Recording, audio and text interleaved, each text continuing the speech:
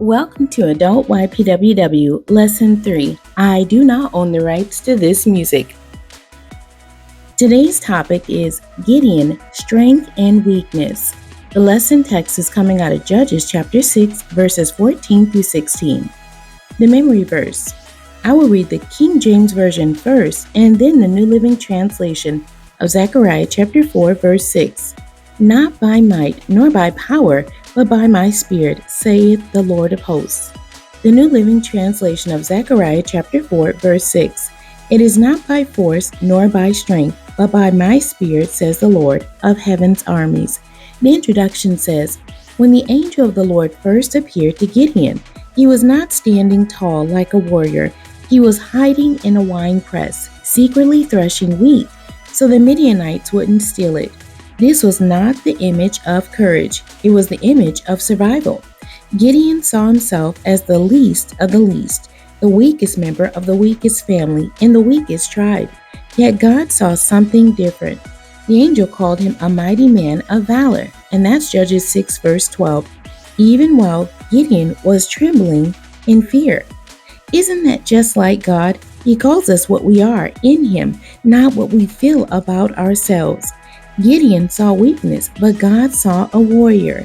Gideon saw fear, but God saw faith waiting to be stirred. Gideon saw limitations, but God saw a deliverer rising up. Can you see that God sees more in you than you see in yourself? The discussion. Gideon's excuses, God's assurance. When God called Gideon, he immediately began listing excuses. My family is poor. I am the least, and that's Judges 6, verse 15. The New Living Translation says plainly, my clan is the weakest, and I am the least.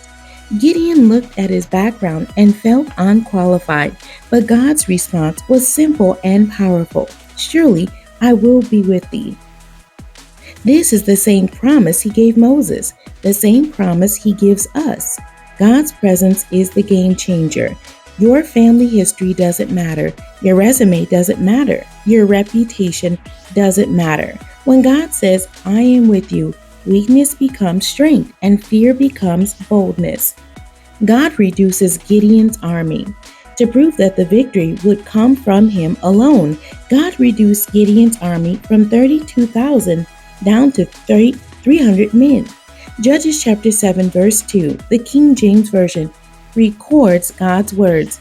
The people that are with thee are too many for me to give the Midianites into their hands, lest Israel bond themselves against me, saying, my own hand have saved me. The New Living Translation makes it even clearer. You have too many warriors with you. If I let all of you fight the Midianites, the Israelites will boast to me that they saved themselves by their own strength. God deliberately stripped away human resources so the victory would undeniably be His.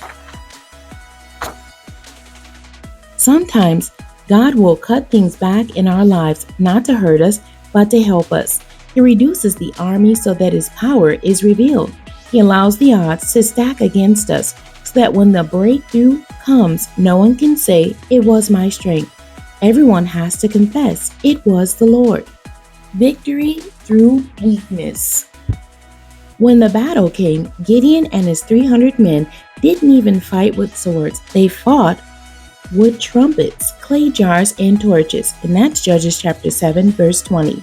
What kind of strategy is that? It was a strategy designed to prove that the battle belonged to the Lord. The Midianites turned on each other in confusion and fled. Weak vessels in the hands of a strong God brought total victory. We often hear the phrase that the battle is not mine, it belongs to the Lord. It was true then and is true now. The application. Gideon's story speaks directly to every believer who feels too weak, too small, or too insignificant to be used by God. His life teaches us three powerful truths. First, God sees more in us than we see in ourselves. You may see fear, failure, or inadequacy, but God sees destiny, purpose, and power. He doesn't call you what you are right now. He calls you what He created you to be. Second, God sometimes reduces us to reveal Himself.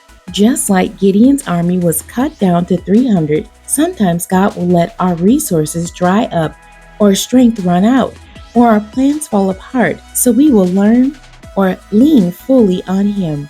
Reduction is not rejection, it is preparation for a greater revelation. Third, God gives victory in unusual ways.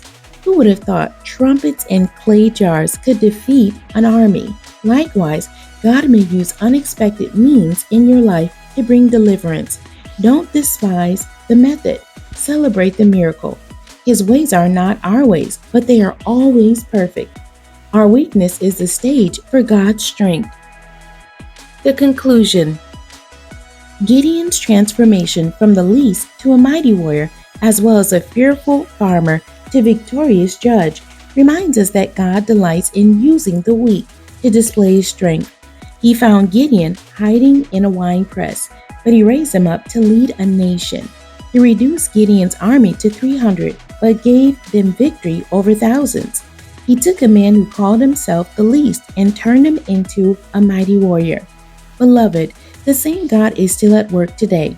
He specializes in turning weakness into weapons, fear into faith, and ordinary people into mighty deliverers. If you feel unqualified, then you are in the perfect position for God to move. He doesn't need your strength, He needs your surrender. Can you declare with me that the Lord is my strength, and in my weakness, He is glorified? The questions for today's lesson. Number 1. Why do you think God called Gideon a mighty man of valor while he was hiding in fear? Number 2.